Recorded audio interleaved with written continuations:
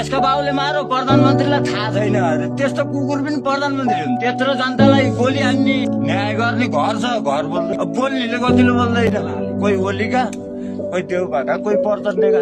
त्यत्रो जनतालाई गोली हान्ने जनता सरकारलाई गोली हान्ने हुकुम दिनलाई अनि बाहिर प्रचार गर्न छोड्थे नि त्यसको बाउले मारो प्रधानमन्त्रीलाई थाहा छैन अरे त्यस्तो कुकुर पनि प्रधानमन्त्री हुन्छ कस्तो मानेर रहेछन् नेपाली जनताले मलाई थाहा छैन अरे गोली हान्ने आदेश दिने चाहिँ त्यही जनता हो ठुलो भ्रष्टाचार भनेको न्यायालय मात्रै हो यसलाई बिगार न्यायालय